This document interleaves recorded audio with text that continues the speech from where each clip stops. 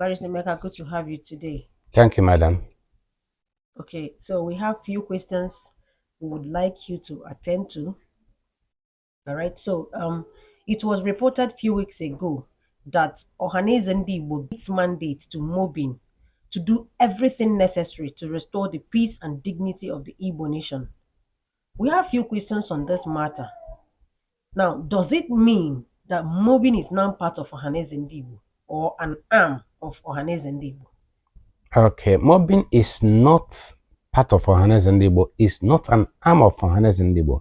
Rather, it works in partnership with Ohanaeze Ndigbo. Mobbing is a separate organization, a legal entity separate from Ohanaeze Ndigbo, but it networks with any organization that wants its assistance. At this moment, Ohanaeze Ndigbo has given mandate to mobbing to help in restoring the peace and dignity of Igbo nation.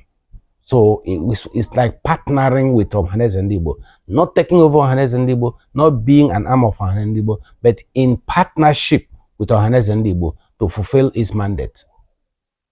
All right. Thank you very much for that clarification. Okay, if it is about partnering with Ohanaeze Ndigbo, what are the challenges being faced by Mobin? The first and I think the greatest challenge is general resentment. You see, it's like the name Ohanaeze Ndigbo is not acceptable to so many people because of propaganda that has been made against Ohanaeze Ndigbo. You know, some time ago, some youths began to describe Ohanaeze Ndigbo as Ohanaeze Ndoshi, Sabotua. So they were brainwashed into hating Ohanaeze Ndigbo. So it's a big problem for us. So when we talk about mobbing working together with Ohanaeze Ndigbo, they begin to even say, so mobbing has even become part of Ohanaeze Ndigbo. That mobbing is now, the way they look at Ohanaeze Ndigbo, they try to look at mobbing that way. So that is the greatest challenge. There is a brainwashing of the youths and of the people against Ohanaeze Ndigbo. That is the problem. Major problem is that Ohanaeze Ndigbo has been discredited by brainwashing the people. You know, it's not Ohanaeze Ndigbo's fault. People do not understand that Ohanaeze Ndigbo is a structure, is a customary government structure. It's not a human being. You see, recently when this news came out, one person forwarded an article to me written by Dr. Nwezi against Ohanaeze Ndigbo. In fact, he titled it Otokoto Iwanyanwu and Ohanaeze in a bribe of 100 billion naira to apologize to Fulani. And he circulated this thing. And he was saying that Ohanaeze has been bribed to go and apologize to Fulani for the thing that happened in 1967 when the Sardauna of Sokoto was killed by Mzong Wogu during the coup.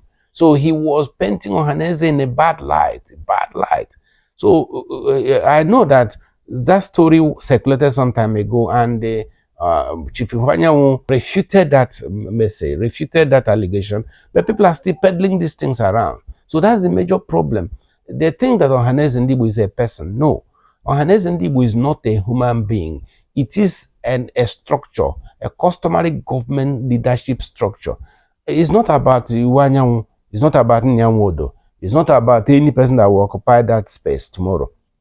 I remember that Delta State produced Raf Wechwe. After Delta State, it became the town for Enugu State, and Enugu State produced Nyanwodo. After Enugu State, it became the town for Imo State, which produced Professor Biozo. After his death, Iwanyanwu took over, and after Imo State, the leadership will now move to Rivers State. So it is a structure. It's not a human being.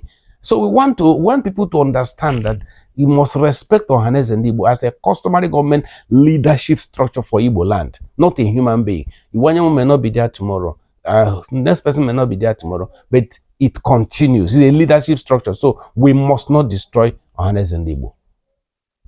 Okay, so what are the specific duties that Mobin will perform to restore the peace and dignity of Igbo nation? The first thing is national reorientation. They are reorientating the minds of our people. We have to reorientate their minds because our people have been brainwashed and misled. misguided. So there has to be national orientation of Igbo nation. The people must be, their mindset must be reorientated or reset, reset. And then we have to also to embark on welfare services, rehabilitation services, cost, and then community government services, and then skills acquisition, youth empowerment. These are the things that mobbing is licensed by law to provide these services.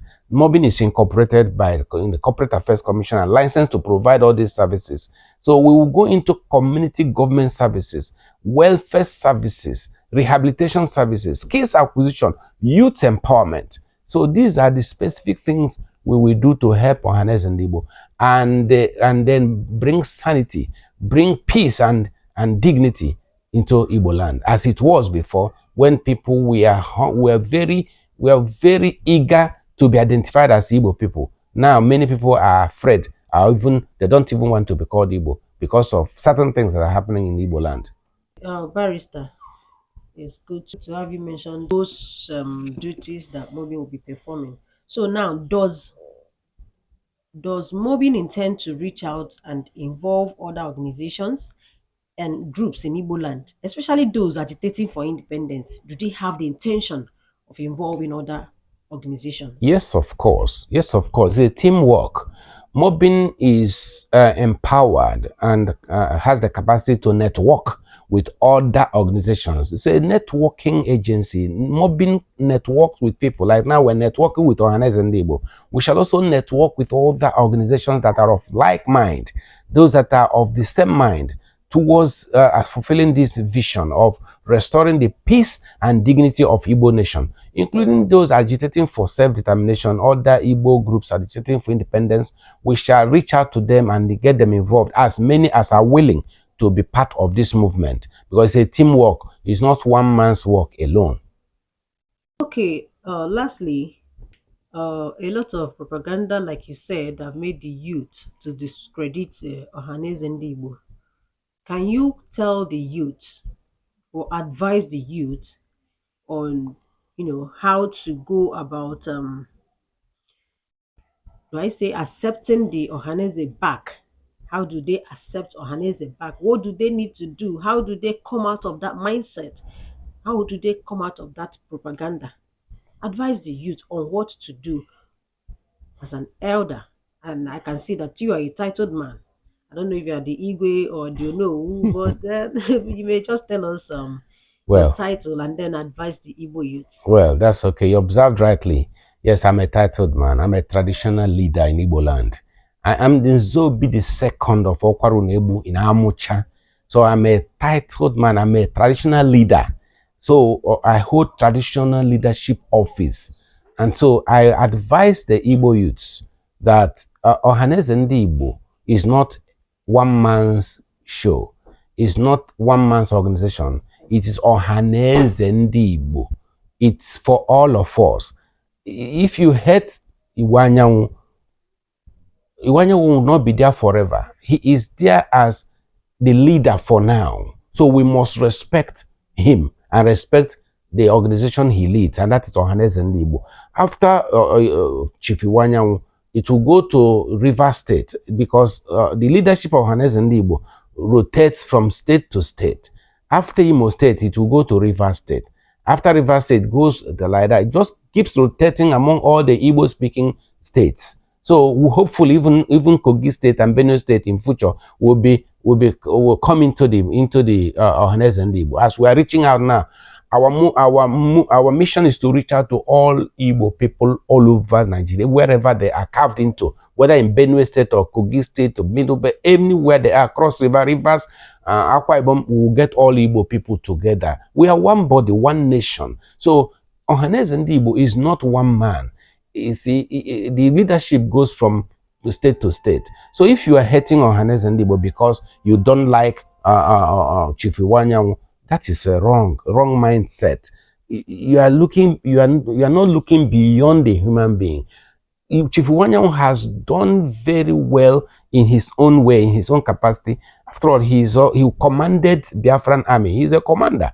If you know more about him, if you go reach him, he's still carrying some bullet in his body right now. So some of these people that are agitating for Biafra don't even know that Chief Iwanyanwu commanded the Biafran troop. He was a commander, and right now he has bullets. He's carrying bullets in his body right now for the Igbo people, for the Biafrans. So they don't understand how he operates. But you don't need to judge people that way. Allah, see, he is sitting on a seat as President General of Ohanaeze Ndigbo.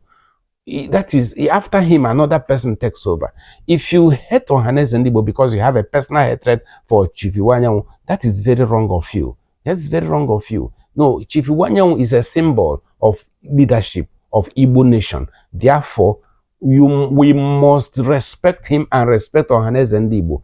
For the sake of Igbo nation having a leadership structure, without being together, we will be destroyed. You see, a bunch of broom cannot be destroyed. But when you pull out the sticks, broomsticks one by one, you destroy them one by one. So let us be united as one body, Igbo nation, and under Ohanaeze Ndigbo as the apex Igbo organization, and every person should work towards helping Ohanaeze Ndigbo to achieve our goal. So I advise all Igbo youths to be obedient to the elders of Igbo land, symbolized by Ohanaeze Ndigbo. I advise you. And if you do that, definitely the blessings of God will be upon you, because whoever respects the elders, the blessings of God will be upon him. Okay, thank you very much for having you today. We look forward to having you some other time to talk about other things. Thank you very much, madam.